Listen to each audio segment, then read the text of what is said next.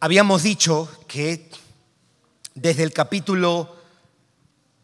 parte final del capítulo 16, todo el capítulo 17 y también el capítulo 18 del libro de Romanos supone una misma idea. El Señor está exhortando a su pueblo a vivir en justicia.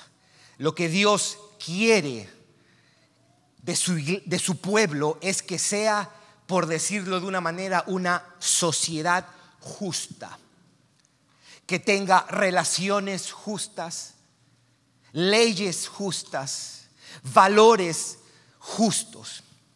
Y también habíamos dicho que para eso Dios estableció líderes. En el capítulo 17 vimos dos tipos de líderes. Estaban los jueces y los oficiales, y también estaban los reyes. Ahora el capítulo 18 se va a enfocar en dos líderes espirituales dentro del pueblo de Israel. Entiéndase, los sacerdotes y también los profetas. Hoy día nos vamos a enfocar en lo que el Señor manda a Moisés y a Israel para los sacerdotes. Estos versos, o en estos versos que nosotros vamos a leer del 1 al 8, está resumido lo que Dios le dijo a Aarón, que era el sumo sacerdote, respecto a qué debían hacer los sacerdotes. No tenemos todo lo que se dice de los sacerdotes en el Antiguo Testamento, en estos pasajes, pero al menos lo que Moisés le dijo a Aarón en el capítulo 18 del libro de Números. Aquí se repite esto. Y hay dos instrucciones básicas en ese pasaje. La primera es que los sacerdotes serán sostenidos por el pueblo. Eso es lo primero. Y segundo, que a diferencia de las otras tribus, es decir, la tribu de Rubén, la tribu de Judá, la tribu de Leví no tendrá una tierra. La tribu de Leví no va a tener una herencia. Si pudiéramos resumir estos versículos en dos partes, sería eso. ¿Qué se les va a decir? Las instrucciones que se les va a dar es que los sacerdotes van a ser sostenidos por el pueblo. Y número dos, que a diferencia de las otras tribus, los levitas no van a tener, la tribu de Leví no va a tener una tierra como las otras tribus que sí lo tenían. Así que, ¿qué es lo que nosotros vamos a encontrar en este pasaje de 8 versículos? Número 1, se ordena que los levitas no tendrán una herencia. Número 2, se ordena que ellos, eso está versículo 1 y 2. Versículos 3 al 5, se ordena que ellos serán alimentados por el pueblo. Y número 3, versículos 6 al 8, hay una instrucción en un caso particular acerca de los levitas. Voy a hacer 3 consideraciones del texto después de mirar el pasaje, y al final voy a mencionar unas palabras de aplicación, es decir, cómo entender esta verdad para nosotros, la iglesia del Nuevo Testamento. Así que en los versículos 1 y 2, mis hermanos, se ordena que los levitas no van a tener heredad. Leamos versículos 1 y 2 de nuestro texto. Los sacerdotes levitas, es decir, toda la tribu de Leví, no tendrán parte ni heredad en Israel.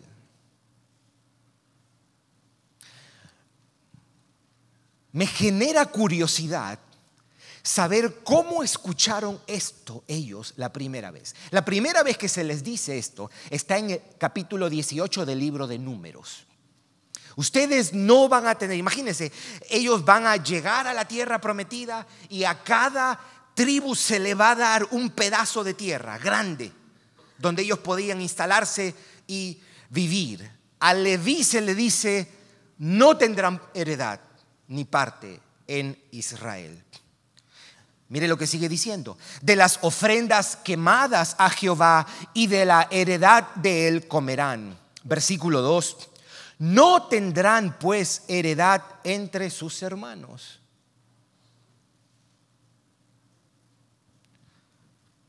Y escuche lo que dice el versículo 2.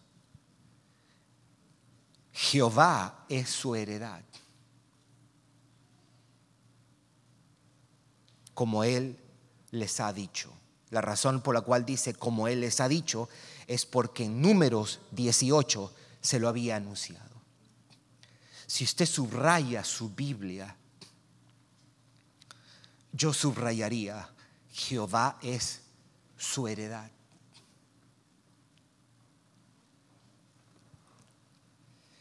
No van a tener tierra, no van a tener posesiones. Ellos van a llegar a la tierra prometida después de 40 años de viaje, y toda la tierra va a ser repartida. Cada tribu tendrá su herencia, cada tribu tendrá su posesión. Ellos van a recibir una extensión donde vivir, donde estar, menos la tribu de Leví. ¿Por qué? Y Él les dice: porque el Señor será la heredad o la posesión de los levitas y sacerdotes. Ellos no tienen que estar buscando o pidiendo tierras, porque Dios no les va a dar ni un pedazo de tierra en la tierra prometida. En ambos pasajes, Números 18 y Deuteronomio 18, se enfatiza el por qué no van a tener herencia. Y la razón es: yo soy tu herencia, les dice el Señor. En los versículos 3 al 5 se ordena que ellos serán alimentados por el pueblo, aunque en el versículo 1 lo ha mencionado inicialmente. Leamos versículos 3 al 5. Dice: y este será el derecho de los sacerdotes de parte del pueblo, de los que ofrecieren en sacrificio buey o cordero. Darán al sacerdote la espaldilla, las quijadas y el cuajar. Versículo 4: las primicias de tu grano, de tu vino y de tu aceite, y las primicias de la lana de tus ovejas le darás, porque le ha escogido Jehová tu Dios de entre todas tus tribus, para que esté para administrar en el nombre de Jehová Él y sus hijos para siempre. Aquí viene la aclaración.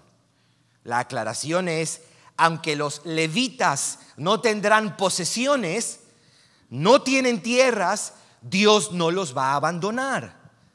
¿Por qué? Porque ellos van a ser alimentados por el pueblo.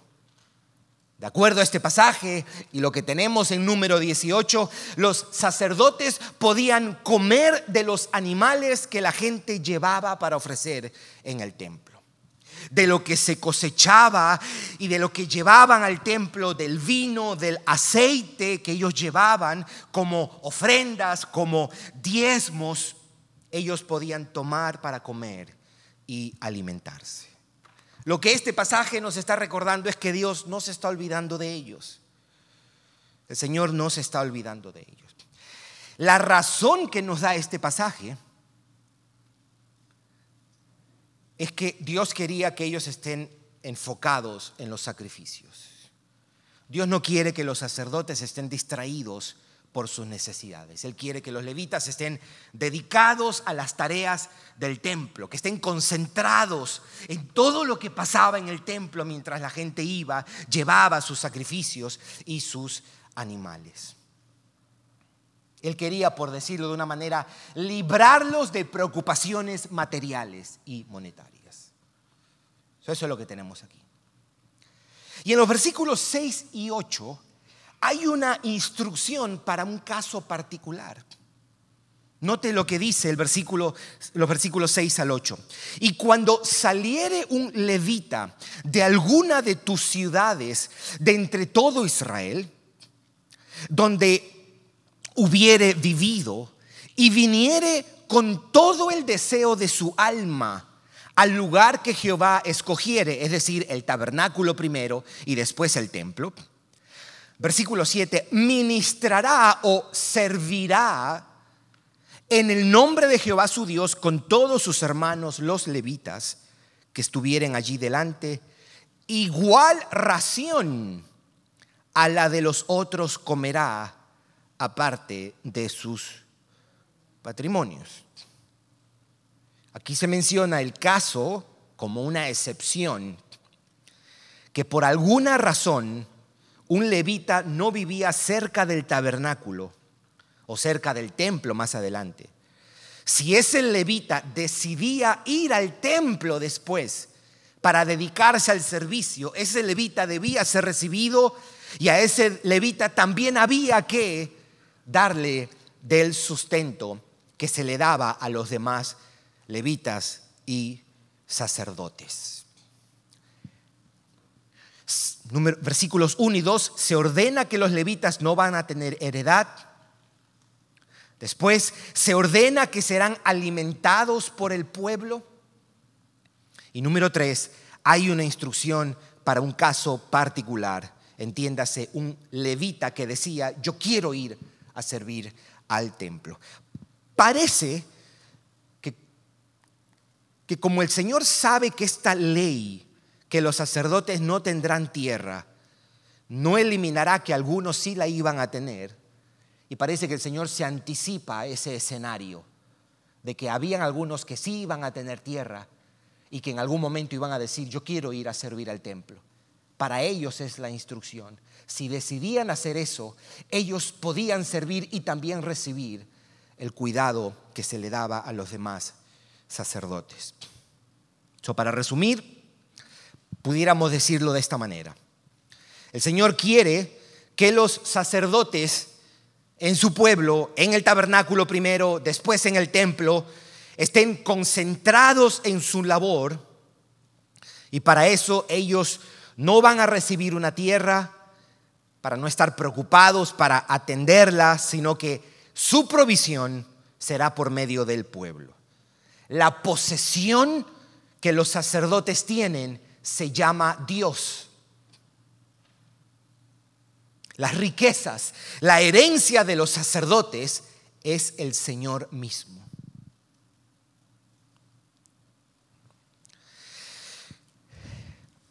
Me gustaría hacer 3 observaciones de este pasaje como tal. Uno tiene que ver con una extensión de esto, de este principio. Número 1. El mismo principio que vemos en el Antiguo Testamento, que el pueblo era el medio para sostener a los líderes, lo vemos aplicado para los pastores en el Nuevo Testamento. Los que enseñan el evangelio, decía Pablo en 1 Corintios 9, 13 al 14, que vivan del evangelio. Y los que sirven en el templo, que coman del altar. Esta es la primera observación, o extensión, o aplicación. Así como Dios ordenó que los sacerdotes sean sostenidos por el pueblo en el Antiguo Testamento, también ordenó que los que sirven sean sostenidos por el pueblo en el Nuevo Testamento. El mismo principio aplicado. Esto más allá que sabemos que hay quienes se aprovechan, ¿verdad? Porque aún hubo tiempo donde los sacerdotes se aprovecharon de eso también. La segunda observación, este sentir de que Dios era la herencia o la posesión de los levitas, también lo expresaron otros israelitas, no solamente los sacerdotes. Por ejemplo, David y Asaf.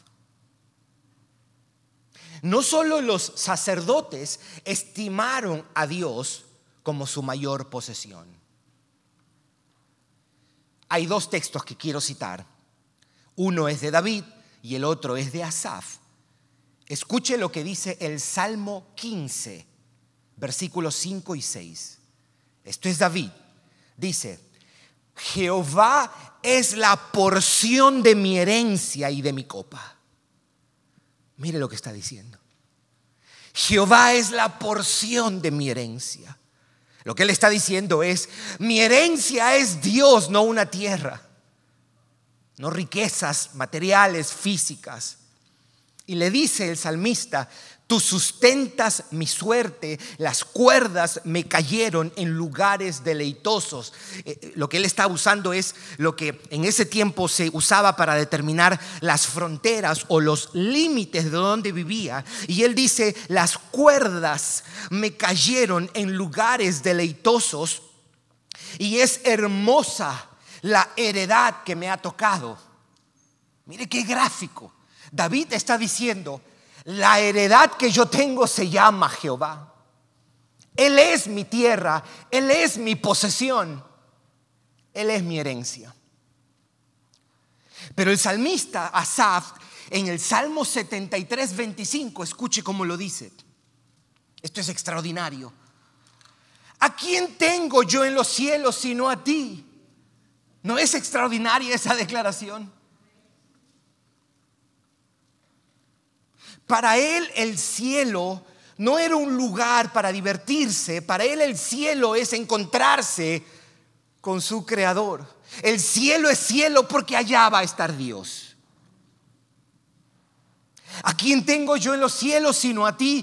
Y fuera de ti nada deseo en la tierra.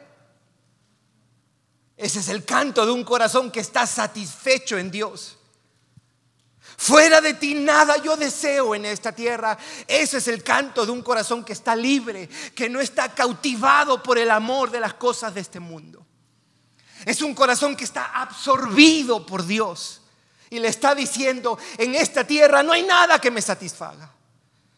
Tú eres mi mayor posesión. Y él dice: mi carne y mi corazón desfallecen, mas la roca de mi corazón. Esa expresión roca era una manera de expresar al Dios que los ha salvado. El Dios que los ha salvado es una realidad tan sólida y estable como una roca. La roca de mi salvación. Y él dice: y mi porción es Dios para siempre. Mi porción no es un pedazo de tierra. Mi porción no son animales. Mi porción no es mi fama. Mi porción es Dios. Mi porción es Dios. Lo tengo, Él es mío. Para ellos su mayor bien era estar con Dios, ser salvados por Dios, tenerle y conocerle. La realidad de Dios era tan viva, la experiencia de conocerle era tan real y abrumadora y gratificante que llenaba y rebosaba sus almas, y le podían decir: ¿a quién tengo en los cielos sino a ti? Y fuera de ti nada yo deseo en esta tierra. Él saciaba sus corazones a tal punto que sus deseos por las cosas de este mundo perdían fuerzas y morían. Ellos tenían en Dios su riqueza, su seguridad, su gozo y su contentamiento. Y número 3, antes de entrar en palabras de aplicación ya estrictamente para nosotros en el Nuevo Testamento,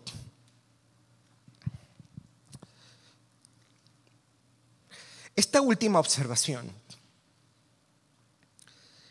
no era parte del sermón. Yo ya tenía el sermón terminado. Y surgió ayer después cuando fui a correr. Me puse a meditar. ¿Qué le estaba privando o de qué le estaba privando Dios a los levitas? Cuando el Señor le dice a ellos: tú no vas a tener tierras. ¿Qué está implicado en el hecho de tener una herencia? ¿Cómo entender el hecho de que ellos recibían? ¿Qué sensaciones produciría en sus almas cuando, por ejemplo, Judá, Rubén, Isaacar recibieron una herencia? ¿Qué les provocaba a ellos tener una tierra, un lugar donde vivir o un terreno? Y creo que podemos decir que la herencia o tener una herencia era fuente de por lo menos 3 cosas. Primero, tener una herencia les daba un sentido de seguridad. Porque si tenían tierras, podían sembrar y cosechar e incluso tener animales. Tendrían la posibilidad de valerse por sí mismos para su alimento y provisión, y así no tenían que depender de nadie. Tener una tierra les daba un sentido de seguridad. Segundo, tener un terreno, un espacio donde los levitas podían vivir, como pasaba con los otros, les daría un sentido de identidad. Es decir, ellos podían llamar ese lugar su lugar. Ahí encontrarían su sentido de pertenencia.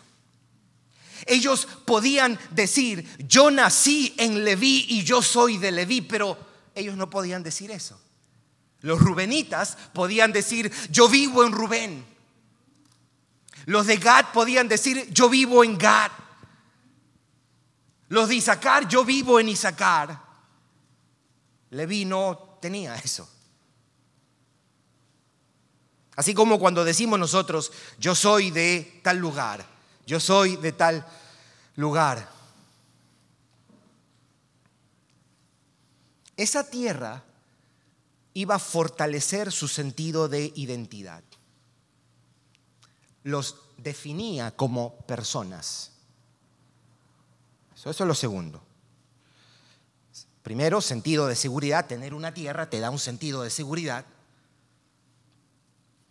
Tener una tierra para ellos iba a darles un sentido de identidad o de pertenencia. Y lo tercero, que es casi un resumen de eso, tener una herencia, un lugar, para ellos iba a ser causa de un sentido de satisfacción y deleite. Porque si su provisión, y su sentido de pertenencia han sido resueltos, ellos pueden sentirse satisfechos y realizados. Hay un sentido de alivio. Hay un sentido de realización. Ya tengo cubierto mi provisión y ya tengo mi sentido de identidad provisto. Entonces, si Dios le dice a Leví, no vas a tener tierra, Leví,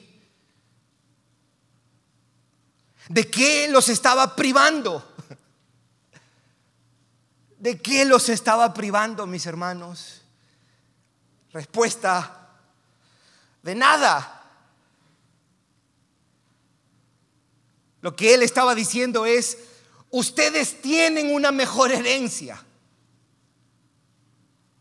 A ustedes les estoy reservando lo mejor. Ustedes tienen una mejor posesión. Yo soy su herencia. Yo soy la fuente de donde ustedes deben derivar su seguridad, no un pedazo de tierra. ¿Lo entiende mi hermano o mi hermana? Yo soy la fuente de su identidad, no un país, no una región, no cierto grupo. Yo soy la fuente de donde ustedes derivan su sentido de realización, de satisfacción, porque yo fui quien los salvó, yo soy quien los protejo, yo soy quien los sacio, yo soy quien los sostengo. Yo soy su herencia para ustedes. No los estaba privando de nada, mis hermanos. Los estaba reservando para algo más glorioso que un pedazo de tierra.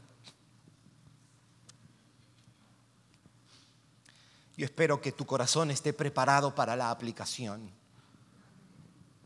Y yo espero que tú disciernas la aplicación, ¿verdad?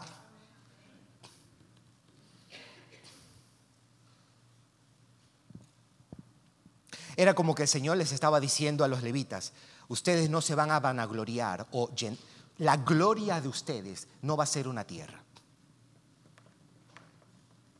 La gloria de ustedes voy a ser yo.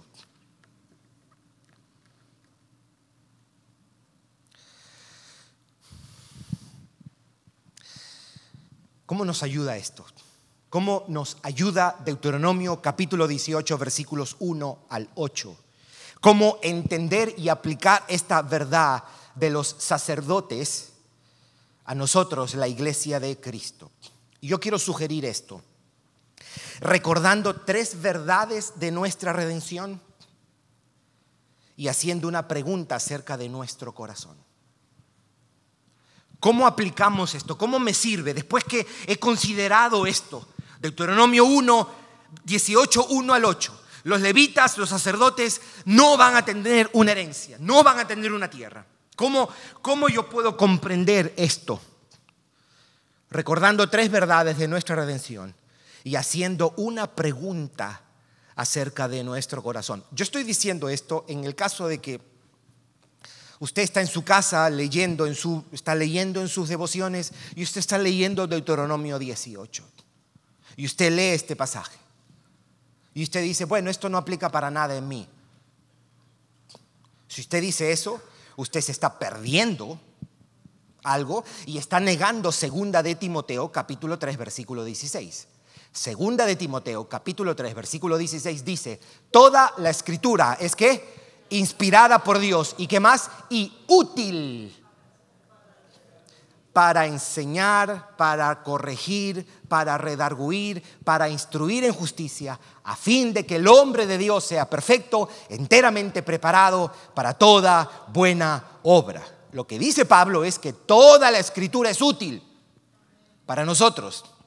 Entonces, usted pudiera sacarle provecho a este pasaje considerando 3 verdades de nuestra redención y haciendo una pregunta acerca de su corazón.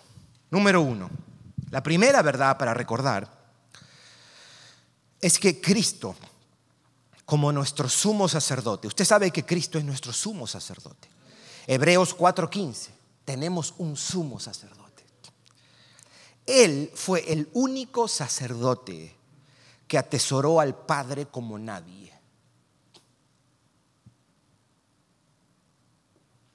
Su obediencia al Padre, su gozo en el Padre, era la demostración que en su corazón Dios era su mayor tesoro. Él fue el único sacerdote que tuvo en Dios su mayor herencia y recompensa. No había nada que Cristo atesorara más que estar con su Padre, que amar al Padre, que hacer la voluntad del Padre, que obedecer al Padre, que honrar al Padre. El Dios Padre fue para Cristo, nuestro sacerdote, la mayor herencia. 2, la segunda verdad que debemos recordar de nuestra redención es que en Cristo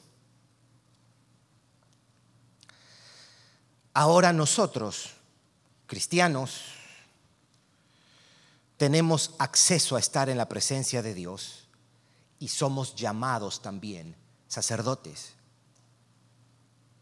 Si usted está en Cristo, la Biblia dice que usted es un sacerdote.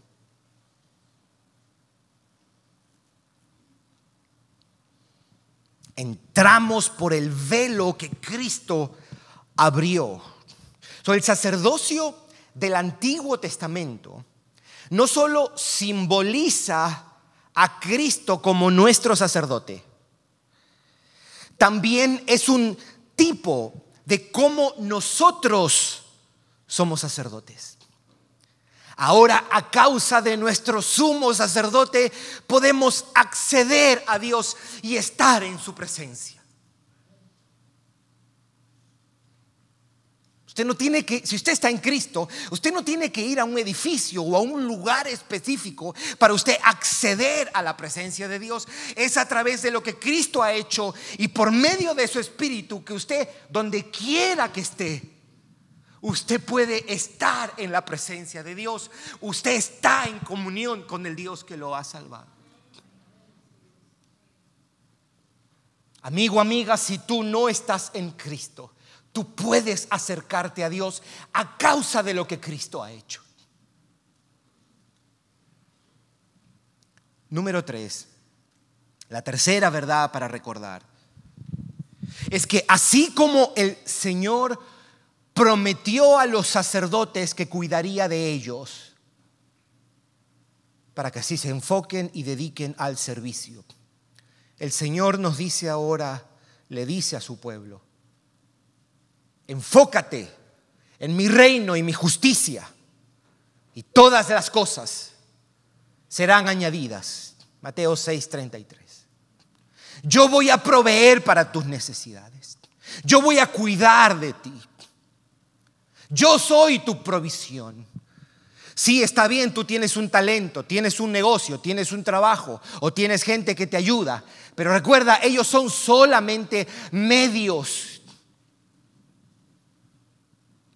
Dios puede proveer por medio de cuervos.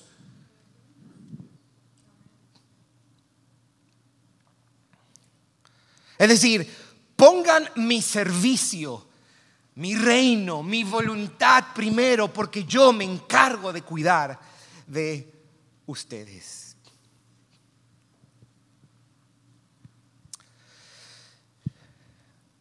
Había dicho que son 3 verdades que debíamos recordar. Y ahora es una pregunta acerca de nuestro corazón. Amado hermano, amada hermana, la pregunta que deberías hacerte al leer este pasaje es, y aquí se requiere una dosis de franqueza, de honestidad, de valentía y de sacudirnos de toda pretensión o de toda máscara. La pregunta sería: ¿qué considero mi mayor bien? ¿Dónde está mi más grande posesión? ¿O cuál considero mi más valiosa herencia? La manera como leemos y aplicamos este pasaje es examinando nuestros corazones y respondiendo la pregunta con honestidad: ¿dónde está apoyado nuestro sentido de seguridad?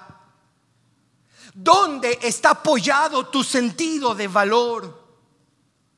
¿Y dónde está apoyado mi necesidad por estar satisfecho? ¿De dónde nuestro corazón deriva su valor y seguridad? Te hago la pregunta: ¿qué es eso que más te sacia?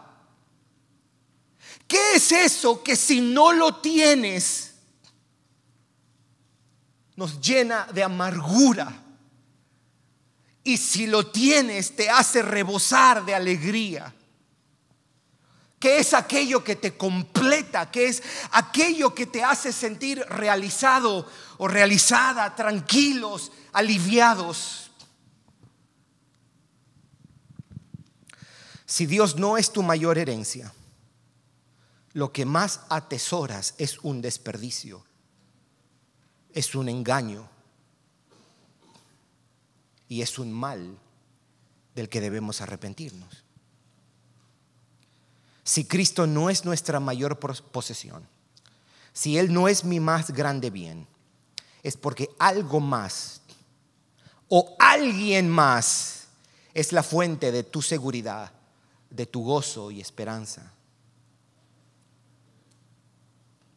Solo un corazón con una visión distorsionada de la realidad puede atesorar algo más que a Cristo. Solo un alma borrosa y nublada puede valorar algo por encima de Dios. Esa es la manera de leer este pasaje. El sentido de seguridad o la estabilidad que tomamos de las posesiones o de la riqueza o de alguna persona no es mayor que el sentido de seguridad y estabilidad que deberíamos de derivar por estar con Dios, de tenerlo, conocerlo. Solo Cristo, mis hermanos, es un tesoro seguro. Solo Él puede ser tu mejor herencia, tu bien supremo, tu mayor posesión. Y yo te hago la pregunta, ¿Él es tu mayor herencia? ¿Él es tu mayor posesión?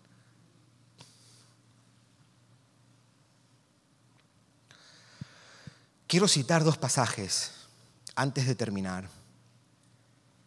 El primero está en Jeremías 9, 23 y 24.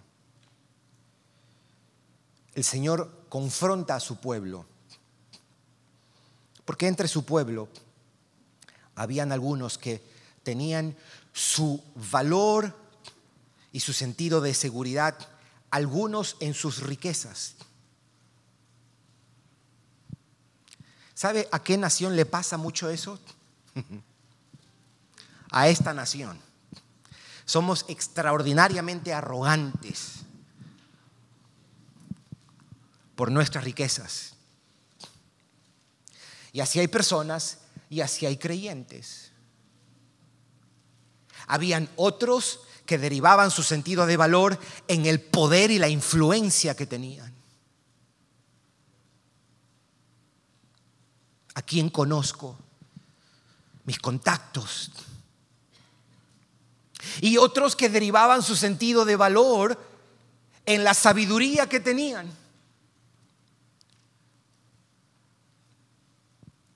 Note lo que dice Jeremías 9, versículo 23 y 24. Dice, esto me parece extraordinario, mis hermanos. Así dijo Jehová, no se alabe. Ay, subraye eso. Eso también se puede traducir, no te gloríes, no te jactes, no te envanezcas, no te pavonees. ¿Se entiende? ¿Alguno? ¿Sí? ¿Entendió? No te alabes. Okay. No encuentres tu gloria. No encuentres tu gloria. No se alabe el sabio en su sabiduría.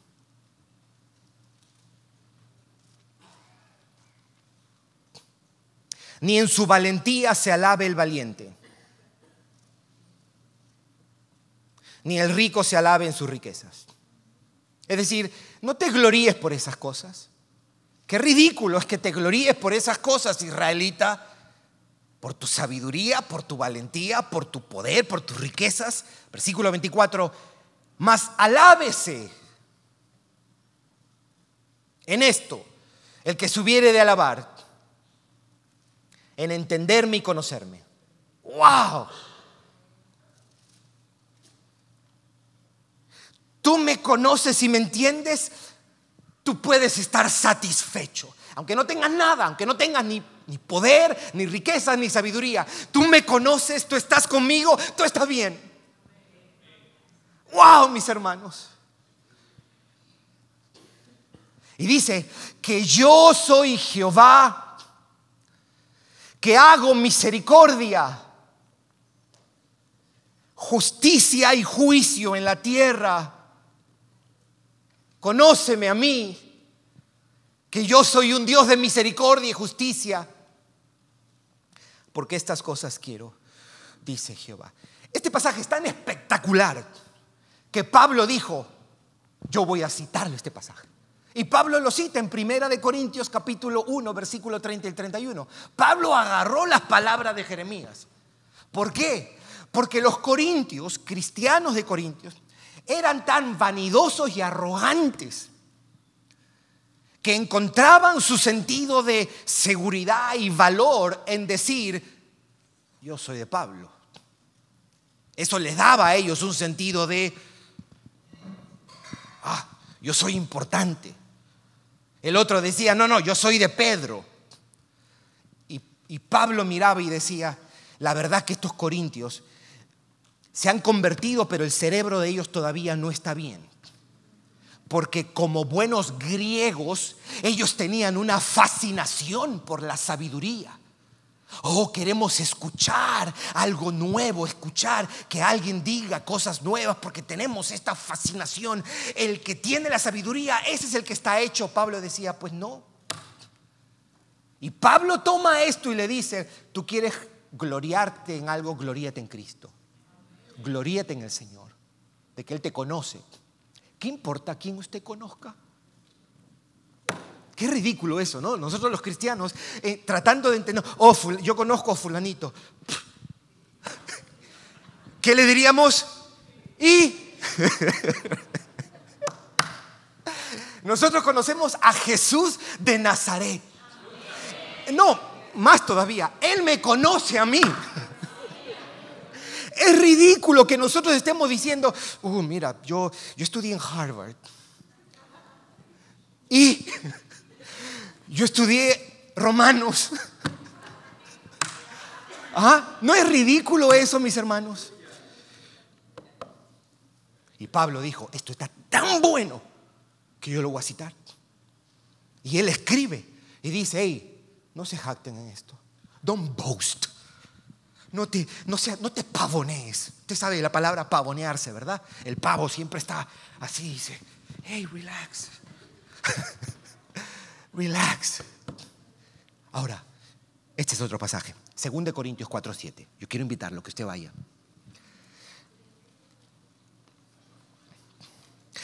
En realidad deberíamos leer desde el versículo 6. Que creo, si usted es creyente, usted debería conocer ese pasaje, porque ese pasaje le dice a usted por qué usted es cristiano. Quiero decirle a los jóvenes esto, especialmente a los que vivieron gran parte de su vida en un hogar cristiano y que de repente usted no tuvo mundo como tuvimos los adultos, ¿ok? Y usted de repente se siente como que yo no tengo ese testimonio espectacular de que yo era un drogadito, yo maté a 5 personas y ahora Dios, usted dice, mi vida es aburridísima y no tengo que contar. Eso es una mentira. ¿Sabe por qué? Porque ¿sabe lo que pasó con usted? Usted estaba muerto y Dios hizo un milagro y ahora usted tiene vida. Ese es el mayor milagro. ¿Cómo lo hizo Dios? De acuerdo a 2 de Corintios capítulo 4 versículo 6. Hicimos un sermón hace un año acerca de eso y un estudio. Me recuerdo un jueves tomamos 4 jueves para mirar ese texto. Dice, pero Dios, me estoy desviando, pero no puedo pasar esto por encima. Pero Dios que mandó que de las tinieblas resplandeciese la luz. Eso es Génesis 1. Dios dijo, sea la luz natural. Dice, pero Dios que mandó que de las tinieblas resplandeciese la luz es el que resplandeció en nuestros corazones para iluminación del conocimiento de la gloria de Dios en el rostro de Jesucristo. ¿Por qué soy cristiano? Si alguna vez a usted le pregunta, usted explica eso. Te voy a explicar, siéntate un ratito. Yo soy cristiano porque una vez yo estaba ciego, yo no miraba. 2 de Corintios capítulo 4 versículo 4. El Dios de este siglo cegó el entendimiento de los incrédulos para que no les resplandezca la luz del evangelio, de la gloria de Cristo. El diablo puede hacer que tú entiendas cualquier cosa menos que Cristo es lo más glorioso que Dios nos ha dado.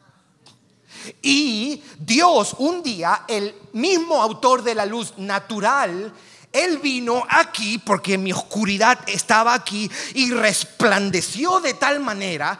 Él hizo un evento espectacular de proporciones cósmicas y Él resplandeció, y este corazón que estaba lleno de oscuridad ahora vio. Y cuando la luz vino, vi que Cristo era la gloria de Dios y que no había nada mejor que eso. Por eso usted es cristiano. Por eso usted es cristiano. Porque Dios un día prendió las luces.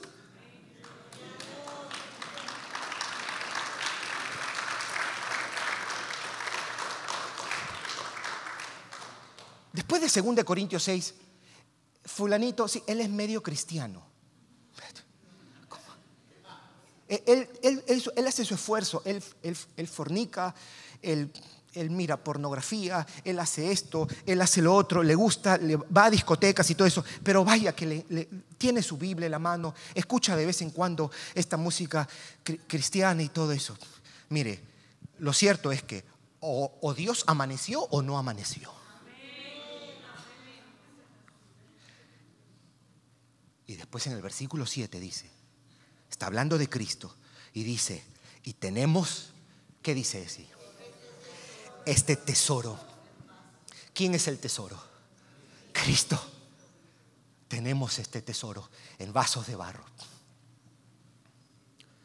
Lo que él está diciendo es, Cristo es el tesoro de la iglesia. Fíjese que no dice, para algunos es tesoro y para otros creyentes no. Él dice, es el tesoro, es nuestro tesoro. Más allá de que usted no siempre lo experimenta así, pero hay una verdad: Cristo es el tesoro de su pueblo. ¿Qué hacemos? Abrimos los ojos y miramos a Cristo.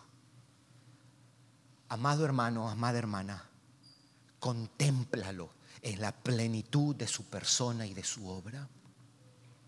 Si tú no eres creyente, contémplalo, míralo y pídele a Dios, dame ojos para ver la gloria de Cristo, a tal punto que yo sea salvo y quede cautivado y yo lo tome y yo diga, Él es lo más glorioso que yo tengo. Amado hermano, considera todo lo que ha hecho por ti y todo lo que te ha dado. Contempla su lealtad, contempla su amor por ti, contempla su paciencia, contempla su poder, contempla su soberanía, contempla su mansedumbre, contempla su humildad, contempla su inmensidad y deja que tu alma sea cautivada por nuestro Señor Jesucristo. Que tu alma sea saciada por su suficiencia. Contempla al Salvador y abraza al Salvador hasta que tu corazón sea tocado por su hermosura.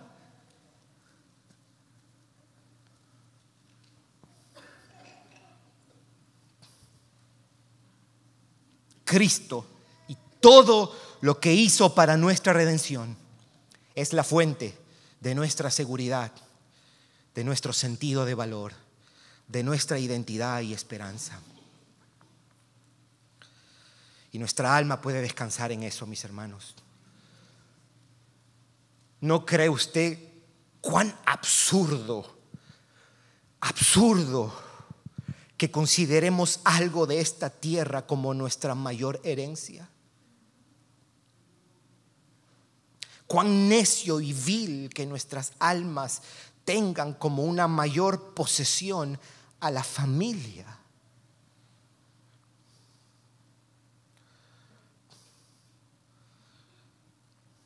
Donde los cristianos pierden objetividad, ¿sabe cuándo es? Cuando se trata de nuestros hijos. Nos nublamos. Y hay algunos que tienen en sus hijos su sentido de deleite, de gozo y de seguridad, y tienen el pecho se les infla cuando hablan de sus hijos. Oh, mi hijo es abogado, mi hija es esto, mi hija lo otro. ¡Qué vergüenza! ¡Qué vergüenza! Lo extraordinario que son los hijos nos debe hacer amar más a Dios, no amar a nuestros hijos en lugar de Dios.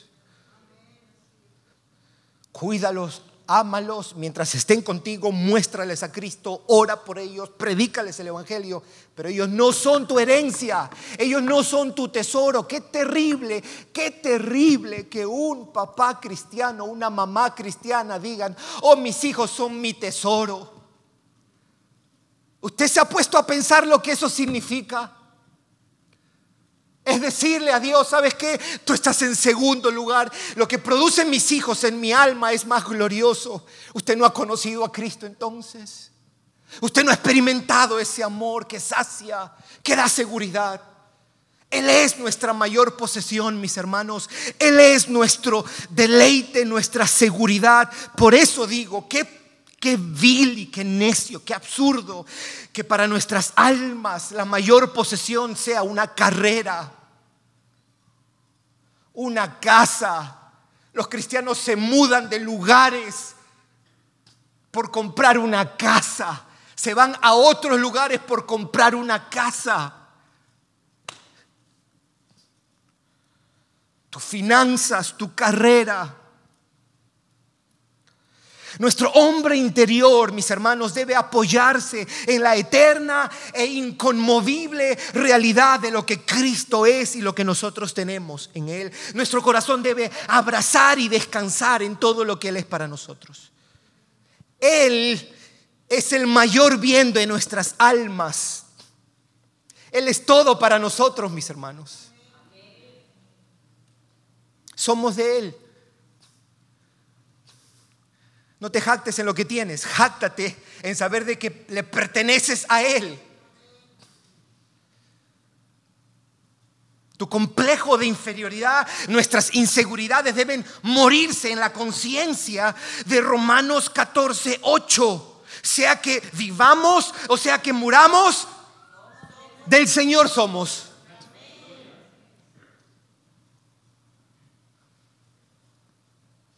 Eso es glorioso.